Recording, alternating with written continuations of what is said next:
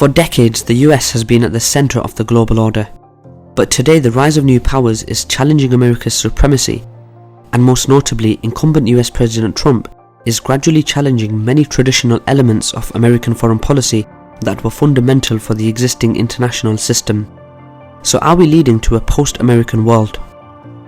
I'm your host Kasim, welcome to another KJ vid. In this video we will discuss the future of the international order as the US declines. But just before we begin, please consider supporting us on Patreon, where you can help to fund our videos and make KJ vids self-sustainable and politically independent. Sadly, due to the nature of our videos, YouTube consistently demonetizes them as they apparently fit the politically sensitive category. You can also access our full reports, vote on future topics, ask questions, and get other perks when becoming our Patreon member.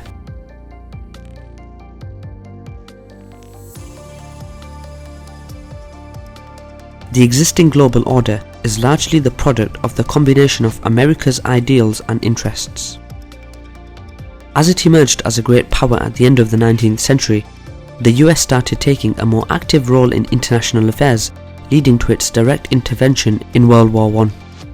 As the conflict ended, US President Woodrow Wilson inspired the League of Nations, an international organization based on liberal principles that in his intention was supposed to ensure the respect of the rule of law, grant the peaceful coexistence of states, and prevent new wars. However, the US Congress refused to confirm America's participation, and this, along with other structural flaws, condemned the organization to failure. 2 decades after, the League of Nations was established, and another more terrible war broke out all over the world. The US intervened once again, and as the conflict turned in its favor, it started setting the rules of the post-war order that still exist today. The League of Nations was revived in an improved form as the United Nations, which is equally inspired by the American liberal values. Other ancillary institutions were created. The International Monetary Fund, which has the task of ensuring the global financial stability and economic integration, was also based upon the ideas of US economic liberalism of the time. The same applies to the General Agreement on Tariffs and Trade, which later gave birth to the World Trade Organization. The US dollar became the main currency used in international economic affairs, and America turned into the inspirator of the economic policies implemented around the globe in the following decades. But the US was also the leading economic and military power of the time, and the one who had gained the most from World War II. Following the conflict, it established military bases and alliances around the entire world and used them to contain the USSR, the only power that could rival its supremacy. It sustained the reconstruction of Europe via the Marshall Plan and promoted the creation of the NATO military alliance. In Asia, it established close alliances with Japan, South Korea, nationalist China, and others. In the Middle East, it fostered closer ties with Israel, Saudi Arabia, and NATO member Turkey. The USSR supported alternative views and institutions, but the collapse of the Soviet regime in 1991 marked their failure. It seemed the definitive consolidation of a world order based on the rule of law, where America would be the grantor of international security, and scholars like Francis Fukuyama talked about the end of history, meaning the triumph of the concepts of liberal democracy and free market embodied by the US. Yet this did not last for long.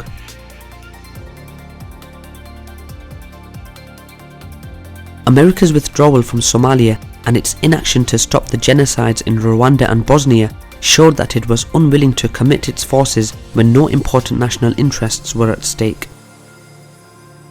Then, after the 9/11 attacks, the US employed enormous resources into controversial and still unsettled conflicts in Iraq and Afghanistan.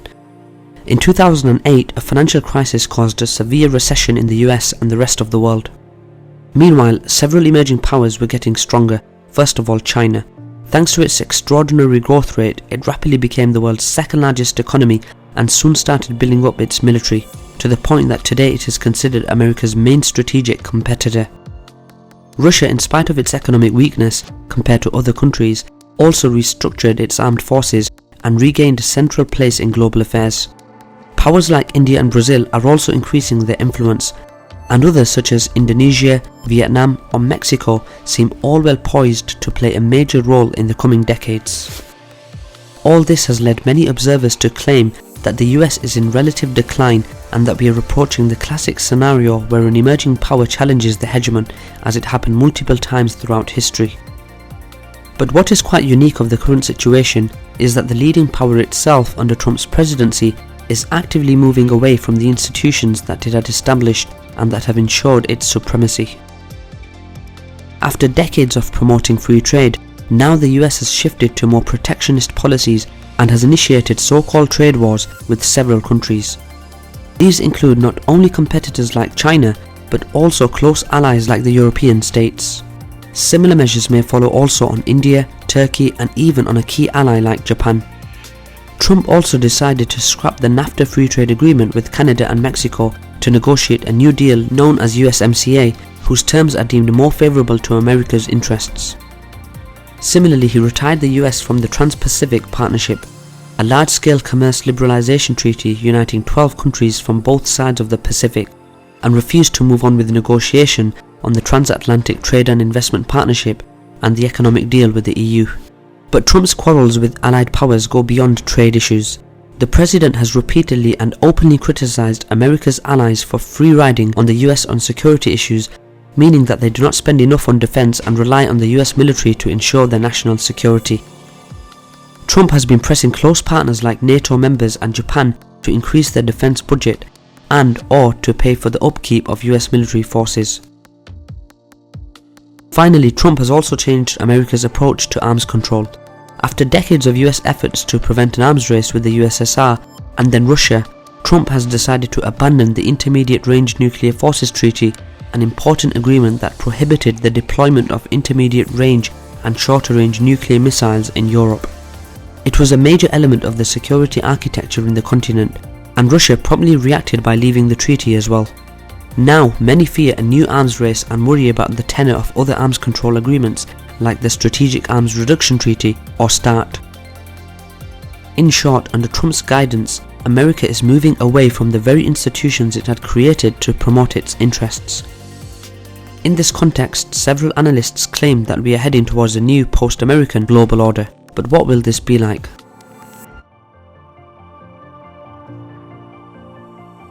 In reality, the easiest answer to this question is that there will not be any post-American order.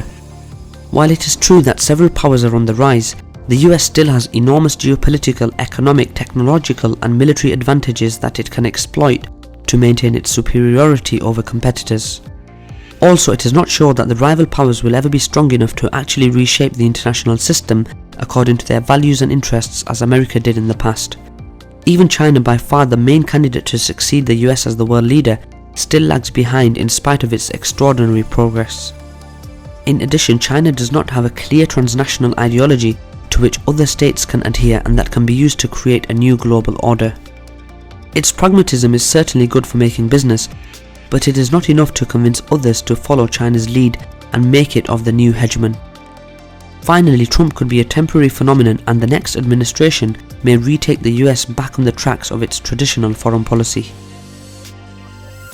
Yet, it is also possible that in this epoch of uncertainty, the American electorate will continue voting for Trump-like candidates who promise to preserve the old socio-economic system and its values, and foreign competitors may indeed develop the material means and the ideals to make a bid for global leadership.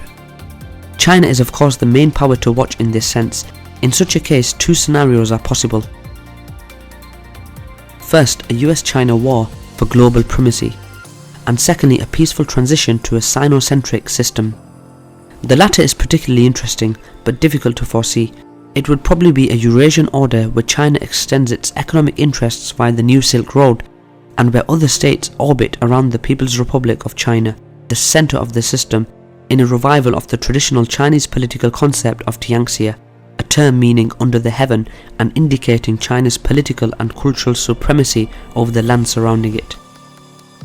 Finally, another much talked possibility is a multipolar order, where the US, China, Russia, India, Brazil, the EU and others will establish their own spheres of influence and fight each other for global hegemony, especially in areas where the respective zones of interest collide.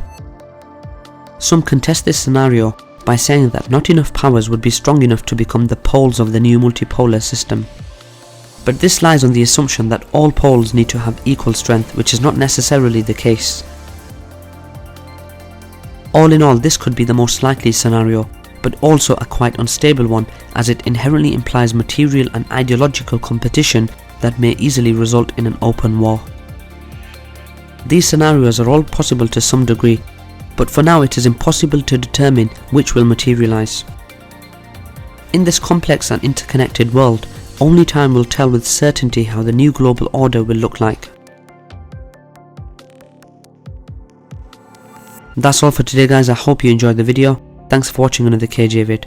What are your views on the future of the international order and the decline of America? Will there be more international conflicts? We would love to hear your opinion in the comments below.